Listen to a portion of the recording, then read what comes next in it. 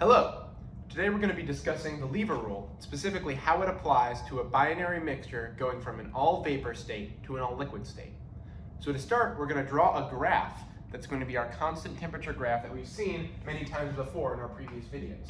So here I'm going to lock in our temperature with that little lock drawing and draw our graph right here. And our graph is going to be of pressure versus mole fractions, which would be x1, y1, and z1.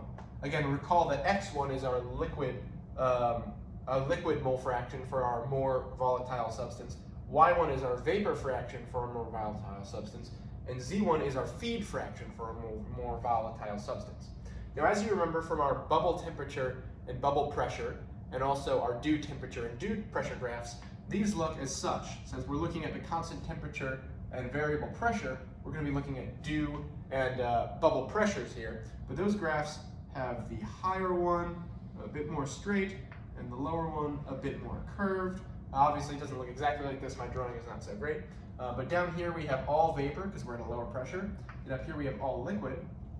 So this right here is going to be our dew pressure, and this over here is going to be our bubble pressure.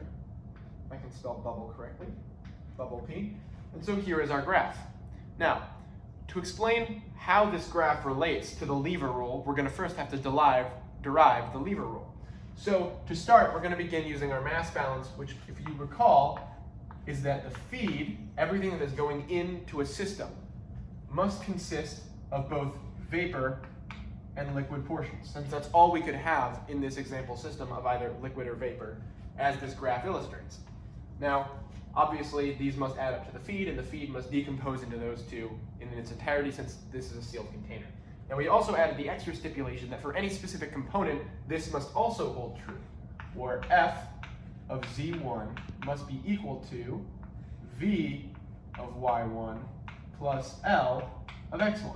Again, since the amount of stuff in general in the feed must be either vapor or liquid, the amount of a specific component in the feed must decompose into the amount of vapor in the container multiplied by the vapor fraction of that component plus the liquid in the container multiplied by the liquid mole component ratio. So obviously now that we have this, we can do some algebra to actually derive the lever rule from here.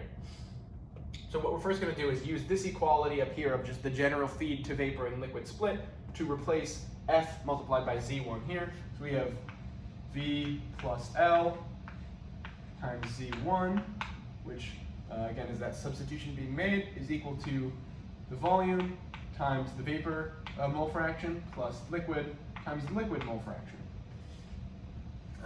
Obviously these don't have to be one, they could be for any portion, so we're just going to change these all to i's really quickly, just for to clear that up. And then what we're going to do is we're actually going to try to distribute the zi to both the v and the l on the left side, so that way we can actually start moving towards getting our v and l separated, since that's what we're curious about. We're curious about how the lever rule affects the ratio of vapor to liquid.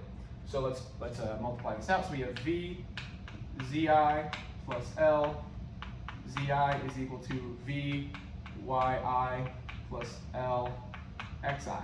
So we have the vapor and liquid both times multiplied by the feed mole fraction is equal to the vapor and liquid each time their own respective mole fractions, which is a little strange. What we're going to do now is we're going to basically separate all the v's and l's onto one side or the other. So I think what I'm going to do is I'm going to subtract vzi from both sides, and I'm going to subtract lxi from both sides. So we're going to end up with L times the amount of liquid times the feed fraction minus the amount of liquid times the liquid fraction is going to be equal to the vapor times the vapor fraction minus the vapor times the feed fraction.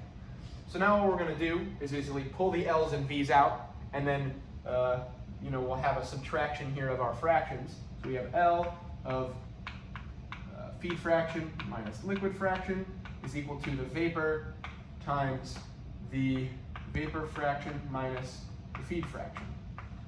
And now for our final step, we're going to divide both sides by liquid And then we're going to divide both sides by yi minus zi so that we can get our vapor to liquid ratio on one side. And obviously then I'm just going to flip it so that the vapor over liquid side is by me. So we have V over L is equal to, because we divide by L on both sides, and we divide by this on both sides, we have Zi minus Xi over Yi minus Zi. And this right here is our lever rule. As you can see, what it does is it relates the ratio of vapor to liquid in this state, this closed container, to the relationship between the mole fraction and the feed fraction of liquid.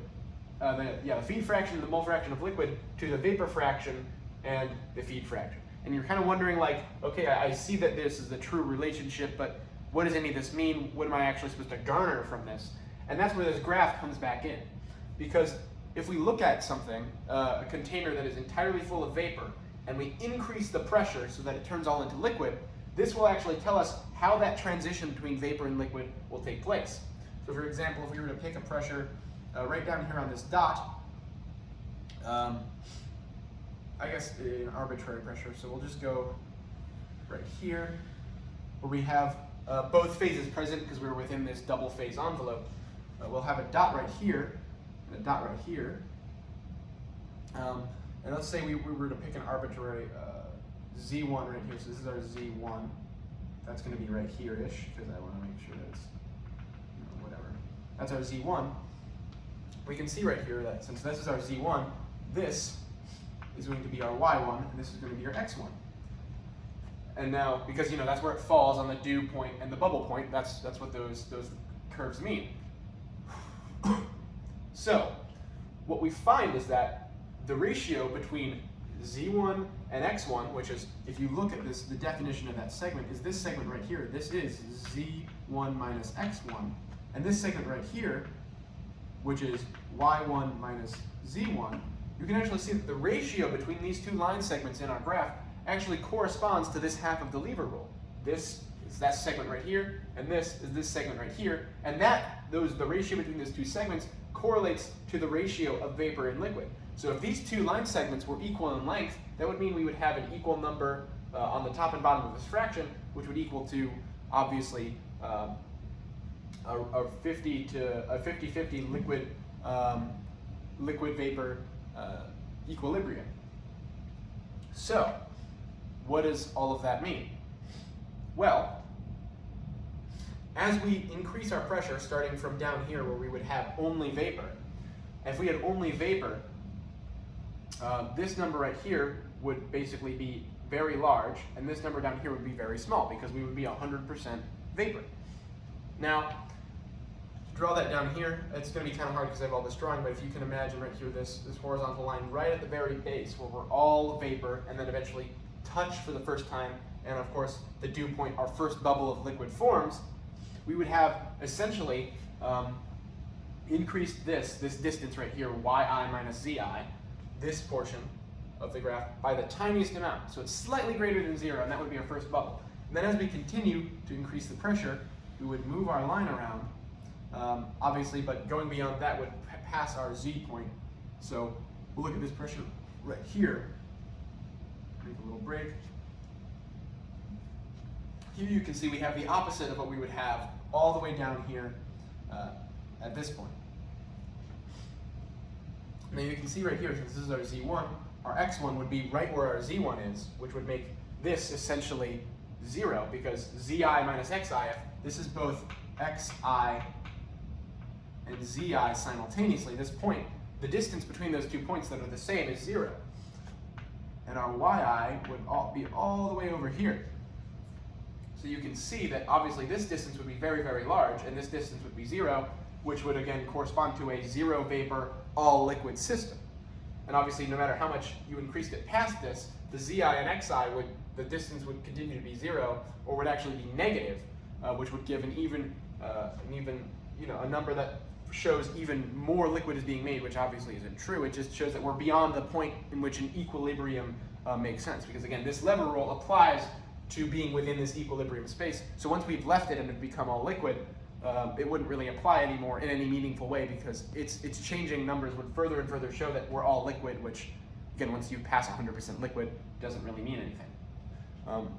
But yeah, so this is kind of the equation here that we can see corresponds to the geometric relationship between these two lines, the ratio of those two lines on our constant temperature mole fraction versus pressure graph that correspond to the lever rule, and kind of will illustrate to us how the vapor to liquid transition will occur, and like how those ratios will change as we increase our pressure.